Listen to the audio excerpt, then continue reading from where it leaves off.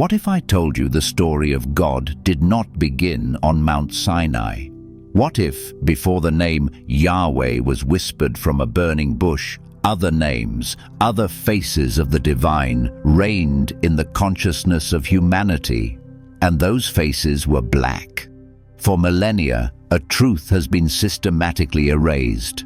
A rich and ancient spiritual history where the black gods of Africa and Mesopotamia were worshipped as the architects of creation has been buried beneath the foundations of a new religion. This was not an evolution, it was a revolution, a replacement. And in this great spiritual reconfiguration, the origins of faith were not just forgotten, they were forbidden. Most people accept the story they are told without question, but you are here because you sense that history has pages torn from it. You are not just curious, you are searching for the source. Today, we journey back in time to an age before Yahweh existed in the awareness of man. We will discover the black gods who ruled and uncover the secret that will forever change the way you read the book of Genesis. Before we begin this spiritual excavation, make sure you are subscribed and have turned on notifications, because what has been buried is about to be brought into the light. The world was not a spiritual vacuum waiting for a revelation. It was already full. From the fertile banks of the Nile to the powerful kingdoms of Cush, humanity was looking to the heavens and seeing gods who reflected their own image. This was not the primitive idol worship that later doctrines would condemn. It was a sophisticated and deeply integrated worldview. A vibrant spiritual ecosystem that had thrived for thousands of years. Think of the Egypt of the pharaohs. This was not just a civilization of pyramids and power. It was a civilization built on a profound connection to the divine. Their gods were not distant or abstract. They were woven into the very fabric of existence. Amun-Ra, often depicted with dark skin, was not just a sun god. He was the hidden breath of life, the unseen source from which all creation flowed. Osiris, the green-skinned god, was the eternal promise of resurrection, the lord of the afterlife who weighed the hearts of the dead against the feather of truth. Ptah, the creator god of Memphis, was said to have brought the world into being through the power of his thought and his word, a concept that would echo with thunderous familiarity centuries later. These were not false gods. They were humanity's first profound attempts to grapple with the ultimate questions. Where do we come from? What happens when we die? What is the nature of justice? And they envisioned these cosmic principles through the faces and stories of African deities. This spirituality was not confined to temples. It was in the rhythm of the annual flood, in the planting of seeds, in the alignment of the stars. It was a faith that saw the divine in the earth, in the body, and in the cycles of life and death. This rich, diverse, and nature-connected spiritual world was the established order. But a new idea, a radical and exclusive idea, was about to be born in the stark wilderness of the desert. And it would not seek to join this pantheon, it would seek to conquer it. And at the epicenter of this coming spiritual collision stands a man who belongs nowhere and everywhere at once. Moses, a Hebrew by blood, a prince of Egypt by upbringing. He is the ultimate paradox, a man whose soul is a battlefield for the two worlds that are about to declare war. Let us truly understand what it meant to be educated in all the wisdom of the Egyptians, as the book of Acts tells us. It meant that Moses was not an ignorant slave. He was a theological scholar, an initiate into the deepest mysteries of the Egyptian pantheon. He knew the stories of Ra, the sun god who sailed across the sky in his solar bark. He understood the profound symbolism of Osiris, the dying and rising god who promised eternal life. He would have studied the texts that described Ptah creating the universe with the power of his heart and his tongue. The majesty and power of these black gods were not foreign concepts to him, they were his curriculum. He saw their colossal statues at Karnak, their intricate hieroglyphs in the Valley of the Kings. He felt the weight of a spiritual system that had guided the world's greatest empire for millennia. The gods of Africa were not myths to Moses. They were the air he breathed, the power structure he was raised to serve. But in his veins flowed a different story, a quieter story, a whisper of a promise made to his ancestors, Abraham, Isaac, and Jacob. A story of a different kind of God, a God with no statues, no grand temples, no fixed image. A God of nomads, a God of the desert, a God who had for 400 years been terrifyingly silent. Imagine the conflict raging within him. On one hand, the visible, undeniable power of the Egyptian gods, embodied in the splendor of Pharaoh's court. On the other, the faint ancestral memory of a God who had spoken in tents and dreams. He was a man torn between the magnificent reality he could see and the whispered promise he could only feel. A war was being fought in the soul of Moses long before it ever manifested as plagues upon the land of Egypt. He was a prince who knew he was a slave, a man raised by the powerful who felt a kinship with the powerless. He lived in a palace, but his heart was in the mud pits of Goshen. This internal schism, this unbearable tension between who he was and who he was supposed to be, is the key to understanding his entire life. It is the wound that would eventually lead him into the wilderness, and the very wound that would make him the perfect vessel for a new, revolutionary revelation. The breaking point came, as it always does, in an act of violent identity. When Moses struck down the Egyptian taskmaster, he was not just defending a Hebrew slave, he was finally choosing a side. In that single, impulsive act, the Prince of Egypt died and the Son of Israel was born. But this birth was bloody and it drove him into exile. When Moses fled into the desert, he was not merely escaping Pharaoh's wrath. He was running from himself, from the shattered pieces of his dual identity. The desert became his crucible. The relentless sun, the unforgiving landscape, the profound silence, all worked to strip away the last vestiges of the Egyptian prince. The fine linens were replaced with a shepherd's rough cloak. The courtly language was replaced by the bleating of sheep.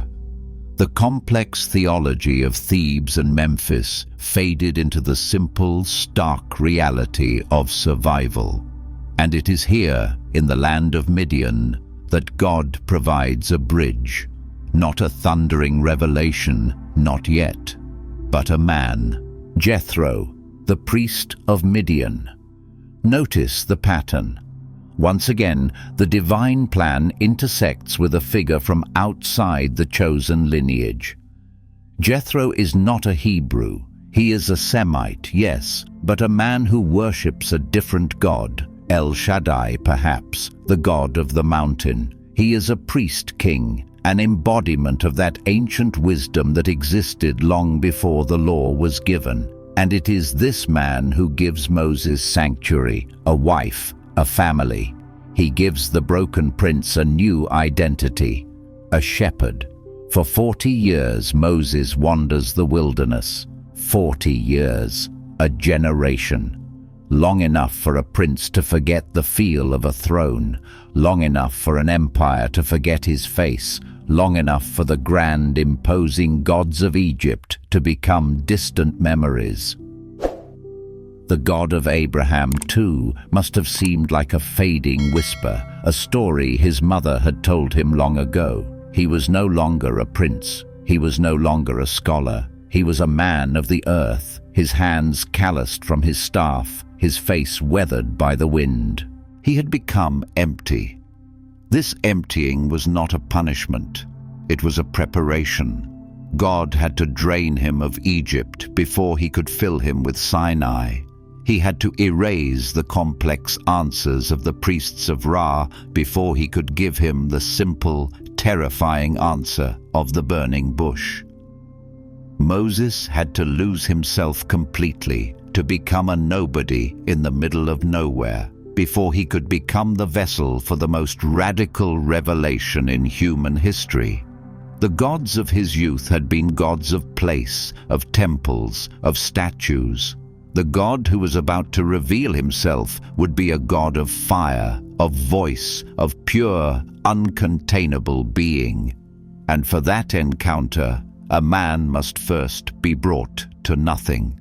And then, on an ordinary day, in an overlooked corner of that vast wilderness, the silence was broken, not by the thunder of a god demanding attention, but by a quiet paradox that drew a shepherd's curiosity.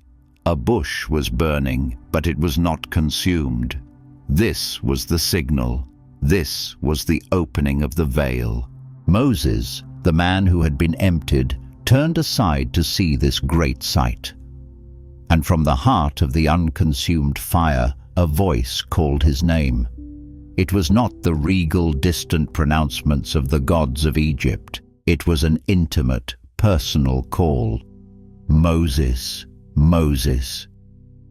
He stood on holy ground, barefoot and vulnerable, before a fire that did not destroy, but illuminated.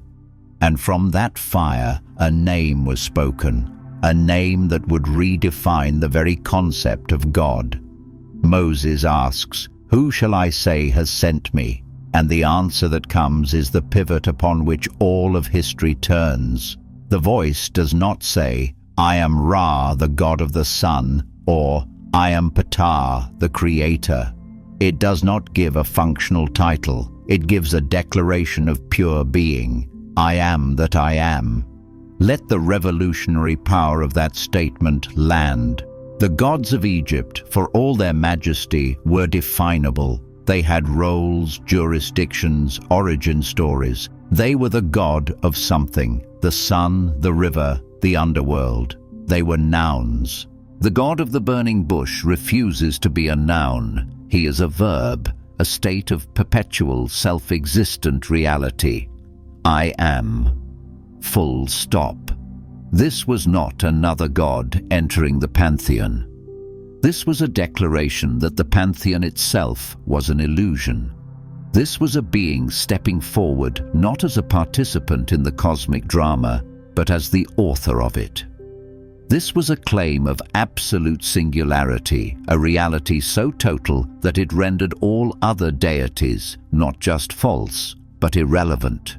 And it is here that we see the divine strategy, the secret that changes Genesis. This was not a complete denial of the truths humanity had already glimpsed. It was a radical fulfillment and elevation of them. This is the key. The revelation of Yahweh was not a total erasure, but a profound recontextualization. Think of it. The Egyptian god Ptah was said to have created the world through the power of his heart and tongue, through the spoken word, a beautiful, profound concept. But the God of Moses does not just use the word, he is the word. His very being is creative power. Osiris, the beloved Egyptian god, was the one who died and was resurrected, offering the promise of life after death. A powerful hope. But the God who speaks from the fire is not a God who experiences life and death. He is life itself, the uncaused cause of all existence. His promise is not just resurrection, it is a share in his own eternal being. Do you see the pattern? Yahweh is not presented as an alternative to the gods of Egypt. He is presented as the ultimate reality of which those gods were merely faint echoes, distorted shadows. He is the original and they are the copies. He is the substance and they are the symbols. This was the earth-shattering revelation given to Moses. Not that the Egyptians were wrong about everything, but that their understanding was tragically incomplete. They were worshipping the attributes of God, his power in the sun, his creativity in the word, his promise of life, but they had missed God himself. And so Moses, the man educated in all the wisdom of the shadows, was now being initiated into the blinding light of the substance. He was being given a name, a reality, so potent that it would empower him to confront the entire spiritual and political structure of the most powerful empire on earth. The war was about to begin. Not a war of armies, but a war of realities. The shadows of Egypt against the I Am of Sinai. Moses descended from that holy mountain, not just with a mission of liberation, but with a declaration of spiritual warfare. He was no longer just a shepherd. He was the ambassador of a reality so absolute that it could not coexist with the gods of Egypt. The confrontation that was about to unfold was not merely a political struggle between a slave people and their masters. It was a cosmic showdown, a theological war fought with plagues and wonders. When Moses and Aaron stood before Pharaoh, they did not come as negotiators. They came as heralds of a new authority. Thus says the Lord, the God of Israel, let my people go. The language is absolute, and Pharaoh's response is the voice of the old world, the world of many gods. Who is the Lord, that I should obey his voice? I do not know the Lord. He was not just being defiant, he was being honest. In his world, a world of hundreds of deities, Yahweh was a non-entity, the obscure tribal god of a powerless people. And so, the 10 plagues were unleashed. But these were not random acts of terror. They were a systematic, targeted dismantling of the entire Egyptian pantheon. Each plague was a direct assault on the jurisdiction of a specific Egyptian god, a demonstration that Yahweh was not just another god, but the God over all gods. When the Nile, the lifeblood of Egypt, turned to blood, it was an attack on Hapi, the god of the Nile. When the land swarmed with frogs, it was a mockery of Heket, the frog-headed goddess of fertility. When darkness covered the land for 3 days, it was a direct humiliation of Ra, the mighty sun god, the chief deity of the empire, proving he was powerless to even light his own sky. This was Yahweh, in the language of the ancient world, proving his sovereignty. It was a divine diss track on a cosmic scale. The magicians of Egypt, the high priests of that ancient religion, could replicate the first few plagues with their secret arts. But soon they were powerless, admitting to Pharaoh, "This is the finger of God." This conflict forged the very identity of Yahweh in the Old Testament, the jealous God, the one who demands exclusive worship. This was not born of pettiness, it was born of necessity. In a world saturated with polytheism, the only way to establish the radical truth of monotheism was through a complete and total break. There could be no syncretism, no blending. The gods of the nations were not to be seen as lesser aspects of Yahweh. They were to be seen as nothing, as idols of wood and stone. This was the birth of a religion of confrontation, and it was a confrontation that would shape the destiny of Israel, and indeed the entire Western world. The exodus from Egypt was not just a physical liberation, it was a spiritual exorcism, an attempt to cleanse a people of a worldview that had been ingrained in them for 400 years. But even as this spiritual war was being waged, even as Yahweh was demonstrating his absolute sovereignty, the past did not die easily. The old world, the world of divine pairs and sacred groves, refused to be silenced completely. And here we must turn to the evidence that was not just forgotten, but actively suppressed. The evidence that makes the story far more complex and far more human. For decades, archaeologists digging in the sun-baked soil of the Sinai and the Levant have unearthed artifacts that whisper a forbidden story. At a remote desert outpost called Kuntilet Ajrud, and later in the Judean hills at Khirbet el-Kom, inscriptions were found on pottery and stone that sent shockwaves through the world of biblical scholarship. These were not Egyptian or Canaanite texts. They were ancient Hebrew prayers and blessings written by Israelites, and they contained a phrase that seemed impossible. The inscriptions read, "I bless you by Yahweh of Samaria and his Asherah," and again, "Yahweh of Teman and his Asherah." Yes, you heard that correctly. Asherah, the name of the great Canaanite mother goddess, the consort of El. Here she was, in Hebrew script, being named alongside Yahweh, not as an opponent, but as a partner. This was not a one-time anomaly. Multiple examples were found. It was archaeological proof that at some stage in its early history, the faith of Israel was not the pure, sterile monotheism we imagine. It was messiah. It was a faith in transition.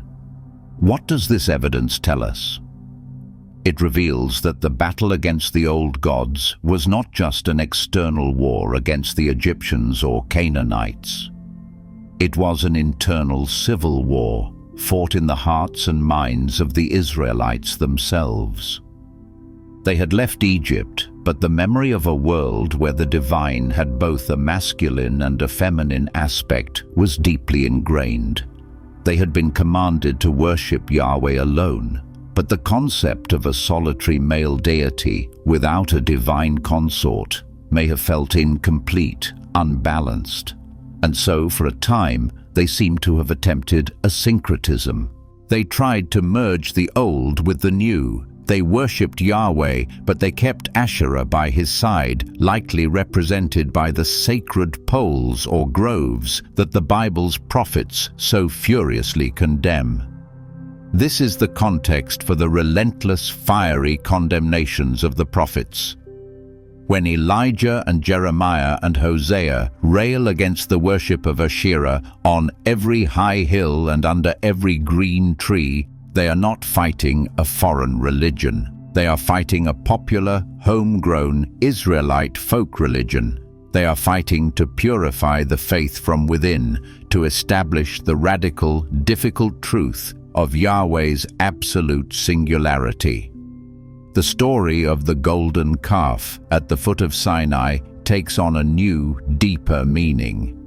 When the people demanded a god, they were not necessarily rejecting Yahweh. They may have been trying to give him a visible, familiar form, the form of a bull, a common symbol of strength and fertility for deities throughout the ancient Near East, including the god El. It was an act of syncretism, an attempt to make the unknowable I Am fit into the comfortable categories of the gods they had known. The official narrative of the Bible, as it was finally compiled and edited, is the story of the winners of this internal war, the prophets and priests who fought for a pure monotheism. They successfully branded the worship of Asherah as idolatry and prostitution, erasing the memory of a time when she was seen as Yahweh's partner. This is why a discovery like the Kuntilet Ajrud inscriptions is so explosive. It is a voice from the losing side, a whisper from a buried past, proving that the journey to monotheism was not a straight line, but a long and bitter struggle. And in that struggle, a part of the ancient spiritual world was not just defeated, it was silenced. So where does the book of Genesis fit into this epic struggle of ideas? And here we arrive at the secret that changes everything. Genesis, as we know it, was not written in a vacuum. It was compiled and written down by Moses, or in the tradition that he established after the encounter with Yahweh, after the exodus from Egypt. It is not just a simple history of the beginning. It is a polemic declaration. It is an intentional, revolutionary rewriting of the cosmic story, designed to directly challenge and dismantle the worldview of the empires that surrounded Israel.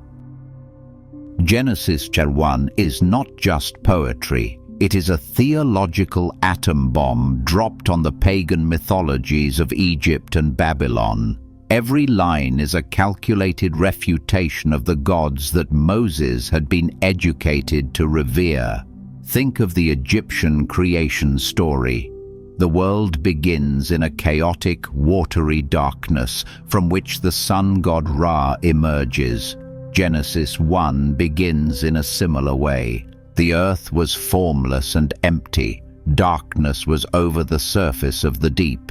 But then, instead of a sun god emerging, the Spirit of God hovers over the waters. He is already there. He is pre-existent. He is in control of the chaos, not a product of it. On day 4, Genesis says God made 2 great lights, the greater light to govern the day and the lesser light to govern the night. It doesn't even use the words sun and moon. Why? Because in Egypt and Babylon, the sun and moon were deities, Ra and Sin. The author of Genesis demotes them. They are not gods to be worshipped. They are mere lights, created objects, lamps hung in the sky by the one true Creator to serve as timekeepers. It is a breathtaking act of theological defiance. Consider the Babylonian creation epic, the Enuma Elish. In that story, the world is created out of a violent cosmic battle. The god Marduk kills the sea goddess Tiamat, a monstrous dragon of chaos, and splits her corpse in 2 to form the heavens and the earth. Humanity is then created from the blood of another slain god, intended to be slaves to the divine. Now read Genesis again. Is there a battle? No. God speaks, and it is so. There is order, peace, and intention. Is the sea a monster to be slain? No. God simply separates the waters, setting their boundaries with a calm command. Is humanity created from violence to be slaves? No. Humanity is the pinnacle of creation, formed in the very image of God, and given the royal mandate to be stewards, not slaves. Every word of Genesis 1 is a direct counter-argument. It is Moses, armed with the revelation of Yahweh, systematically dismantling the theological foundations of the empires. He is saying to his people and to the world, "The sun you see is not a god. My God created it. The sea you fear is not a monster. My God commanded it. The Pharaoh you served is not a divine being. You, even you, are made in the image of the one true God." This is the secret that changes Genesis. It is not just a quaint story for children. It is the founding document of a spiritual revolution. It is an act of liberation, freeing the Hebrew mind from the cosmic myths that had held them in bondage for centuries. It does not deny the existence of the stories of the black gods of Egypt and Mesopotamia. It confronts them, subverts them, and declares a higher truth. Yahweh was not just another god in the pantheon. He was the reality to which all other gods were but a distorted shadow. This spiritual war, ignited by Moses, did not end in the desert. It is an echo that reverberates through time, and its shockwaves are still felt today. The struggle to establish Yahweh's singularity became the central drama of the Old Testament. It was the fire in Elijah's showdown on Mount Carmel against the prophets of Baal. It was the anguish in Jeremiah's tears as he watched Judah build altars to the Queen of Heaven.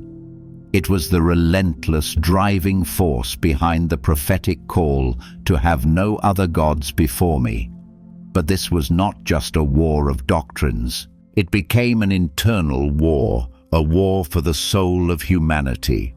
The memory of a more integrated, nature-based and ancestrally connected spirituality, the very kind embodied by the black gods of the ancient world, was now systematically branded as paganism, idolatry, witchcraft.